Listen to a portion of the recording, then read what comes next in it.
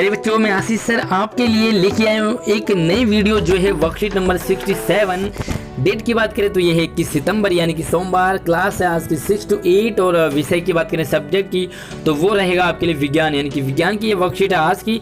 तो पूरी वीडियो देखने से पहले आप वीडियो को लाइक कर दीजिए और हमारे चैनल को सब्सक्राइब करना बिल्कुल ना भूलिए। तो चलिए शुरू करते हैं। इसके क्वेश्चन आंसर को समझने से पहले छोटी सी प्यारी सी कहानी को पढ़ लेते हैं जो कि आपके लिए बहुत ज़्यादा इम्पोर्टेंट हो जाता है आज की वर्कशीट को समझने के लिए। तो प्यारे बच्चों पूरी वीडियो जरूर देखिए। हर रोज़ की तरह मैं पौधों को पानी दे रही थी कि अचानक बहुत सारी मधुमक्खियाँ उड़ने लगी। तो जैसे ही आप भी देते होंगे सुबह सुबह पौधों को पानी देते होंगे बगीचे में, तो यहाँ पर एक लड़की भी सेम ऐसे ही कर रही थी। मधुमक्खियाँ उड़ने लगी। ध्यान से देखने पर पता चला कि बड़े पौधों के बीच एक मधुमक्खी का छत्ता दिखाई दिया। वाओ, मधुमक्खी का छत्ता देखा आपने कभी अपने पास में देखा हो तो हमें कमेंट बॉक्स में ज़रूर बताएंगे। उसे देख करके मैं बहुत खुश हो गई क्योंकि अभी तक तो मैंने सिर्फ किताबों में देखा था, उसे पढ़ा था, टीवी में देखा था, लेकिन अब समझी कि किताबें पढ़ना कितना ज़रूरी है। क्योंकि किताबें पढ़ने से ही मुझे ये समझ में आया कि मधुमक्खी के छत्ते से दूर रहने के बारे में मैंने वहाँ पे पढ़ा था किताब में कि मधुमक्खी के छत्ते को छूते नहीं हैं, उन्हें पत्थर नहीं मारते। नहीं तो अगर मैं ये ना पढ़ती तो शायद मैं उन्हें छू लेती या मैं पत्थर मार देती उसे, और पत्थर मारती तो क्या होता, मधुमक्खियाँ काटती। और कहते हैं कि मधुमक्खी को अगर आपने पत्थर मारा या मधुमक्खी आपके पीछे पड़ जाएं तो वो कहते हैं पानी के नीचे तक भी नहीं छोड़ती। ये गांव की कहावत है। तो चलिए ये है मधुमक्खियों के बारे में। आपने शहद भी खाया होगा बहुत सारा, तो यहाँ पर आप देख लीजिए ये है आपके लिए मधुमक्खी का छत्ता। इस तरह से होता है।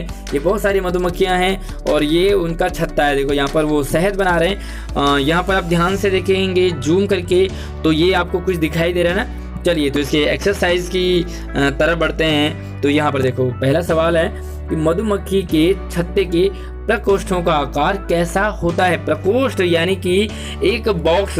तो यहाँ पर ध्यान से देखिए और आपको समझ में आ जाएगा। ये बॉक्स कैसा दिख रहा है आपको, गोल है नहीं है, चौकोर है नहीं दिख रही है। तो ये है आपका 6 कोनों वाला, यानी कि षटकोण कहते हैं इसे, 6 कोनों वाला। तो इसका आंसर क्या लिखेंगे आप, तो ये है आपके लिए इसका आंसर। अब इस तरह से लिखेंगे कि मधुमक्खी के छत्ते के प्रकोष्ठों का आकार 6 कोनों वाला होता है। ठीक है, 6 कोने होते हैं इसमें। इसे षटकोण भी कहते हैं। षटकोण आपने देखा होगा गणित में, तिकोना, चौकोर का और षटकोण।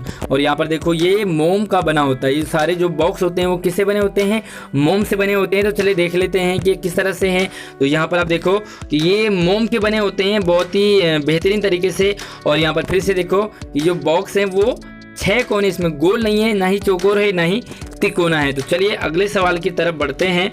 और अगला सवाल है, दूसरा सवाल कि मधुमक्खी के छत्ते में कौन सा पदार्थ होता है। क्या होता है मधुमक्खी के छत्ते में और वह हमारे लिए, आपके लिए, इंसानों के लिए किस प्रकार लाभदायक है। तो चलिए इसके आंसर के लिए ले चलता हूँ आपका आंसर पे। तो प्यारे बच्चों यहाँ पर मैंने आपको डिटेल में इसका आंसर देने की कोशिश की। आप मेन चीज़ें यहाँ से आप लिख सकते हैं। तो सबसे पहली बात है कि मधुमक्खी के छत्ते में होता क्या है, कौन सा पदार्थ होता है, तो वो होता है शहद। जी हाँ, बहुत ही मीठा होता है शहद, आपने खाया भी होगा।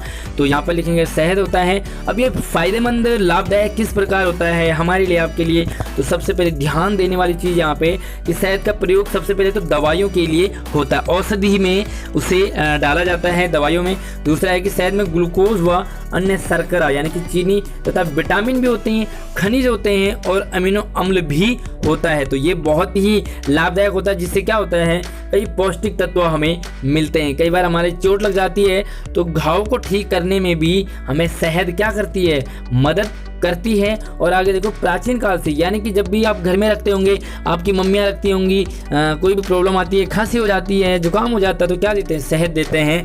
तो यहाँ पर देखो वही चीज़ है कि शहद को एक जीवाणु रोधी के रूप में भी जाना जाता है। यानी कि अगर कोई आपको प्रॉब्लम आ जाए छोटी छोटी बड़ी बड़ी, तो शहद का प्रयोग किया जाता है। और आमतौर पर लोग, कई बार छोटे छोटे बच्चे होते तो हम रोटी में भी शहद के साथ लपेट के उसे खा लिया करते थे।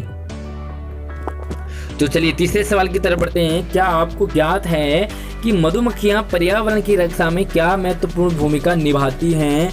तो जानकारी इकट्ठी मैंने कर रखी है आपके लिए, थोड़ा सा समझा देता हूँ कि मधुमक्खियां जो है पर्यावरण यानी कि इन्वायरमेंट को किस तरह से हेल्प करती है। तो चलिए इसके लिए डिटेल में ले चलता हूँ आपको आंसर की ओर। तो पहले बच्चों ये है आपके लिए तीसरा सवाल, बहुत ही लंबा आंसर ना समझिए, आप इसे समझाने के लिए है, आप इसमें से थोड़ा सा मेन रख सकते हैं। तो देखो किस तरह से पर्यावरण में फ़ायदेमंद होता है। तो सबसे मेन चीज़ है कि जो संसार की 30% जो फसलें होती है वो परागण से ही बनते हैं। फसलें जो होती है वो तैयार होती है परागण से, और 90% जो पेड़ पौधे हैं वो बड़े होते हैं, उनमें फल लगते हैं, उनमें बीज लगते हैं, तो वो भी परागण का ही इस्तेमाल करने से होता है। और ये परागण आता कहाँ से है? तो देखो परागण, मधुमक्खी इस परागण की प्रक्रिया में अहम भूमिका निभाती है। तो आप समझ जाइए कि परागण जो है वो फसलें तैयार करता है, परागण जो है पेड़ों को बड़ा करता है, बीज फल बनाता है, और वो कैसे होता है? मधुमक्खियाँ उस परागण को तैयार करती है यानी कि मदद करती हैं। और आगे देखो कि जब मधुमक्खी किसी एक फूल में बैठती है, आपको पता है कि वो रस लेती है एक फूल से दूसरे फूल में, तो वो उसके पैरों पर, पंखों पर क्या लग जाता है? पराग लग जाता है, ठीक है। तो वो पराग जो है उसके पैरों में, पंखों में चिपक जाते हैं, और जब यह उड़कर किसी दूसरे पौधे पर बैठती हैं तो क्या होता है? देखो तब यहाँ पराग कण को उस पौधे में चले जाते हैं, यानी कि एक पौधे से दूसरे में इसने उसको ट्रांसफ़र कर दिया। तो इसी से क्या होता है?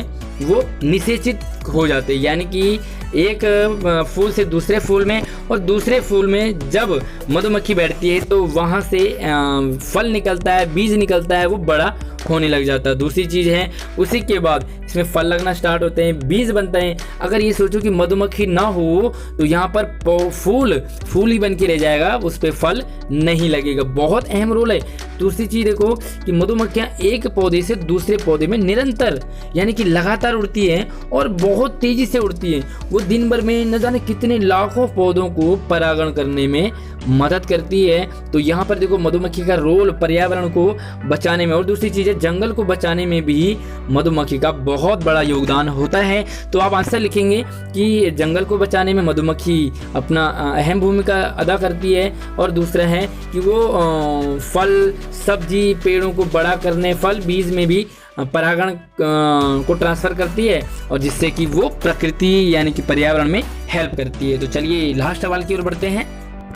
तो चलिए छोटा सा सवाल है कि मधुमक्खी के अलावा अन्य कौन से प्राणी पर्यावरण की रक्षा करते हैं? तो आपने एक लिस्ट बनानी है कौन कौन से वो जीव जंतु हैं, प्राणी हैं। तो चलिए फिर से सूची की ओर ले चलता हूँ आपको इसके लिए। तो ये है आपके लिए चौथा यानी कि लास्ट सवाल। कुछ सूक्ष्म जीव होते हैं जैसे बैक्टीरिया, वो छोटे होते हैं, बहुत ही छोटे होते हैं, वो पर्यावरण को साफ करते हैं, यानी कि वो कीटाणु वगैरह छोटे छोटे वो खाते हैं, वो गंदगी को साफ करते हैं। अन्य पौधों को हवा से मुक्त नाइट्रोजन परिवर्तित करके और जड़ों को खिलाने में मदद करते हैं यही बैक्टीरिया। कुछ कीड़े और केंचुए मिट्टी को क्या करते हैं? वो उसको उर्वरक बनाते हैं, यानी कि वो खेती के लायक उसे बना देते हैं। तो मिट्टी की जैविक गुणवत्ता को बढ़ाते हैं और कृषि में मदद करते हैं। तो आगे देख लीजिए मधुमक्खियाँ, तो आपने देखा होगा कि वो परागणक है, यानी कि परागण को ट्रांसफ़र करती हैं। चूहे, देखो चूहे भी काम करते हैं, वो क्या करते हैं? बारूदी सुरंगों का पता लगाते हैं, यानी कि वो खोदते रहते हैं, बारूदी सुरंग का पता लगाते हैं। आगे देखो गिलहरी क्या करती है? वो पेड़ों को जड़ देने में मदद करती है। आगे अब चिड़िया जो होती है वो चिड़िया भी जो है मदद करती है। इसी तरह से जिस तरह मधुमक्खी करती है और एक जगह से दूसरी जगह जाती है, तो वो भी पौधों को उगाने में मदद करती है। तो प्यारे बच्चों, ये थी आपके लिए वर्कशीट आज की। कैसी लगी? वीडियो को लाइक करके अपने सभी दोस्तों को शेयर करें और हमारे चैनल को सब्सक्राइब जरूर करें, क्योंकि सबसे पहले वीडियो आप तक पहुंचे, इसलिए बेल आइकन भी जरूर प्रेस करें।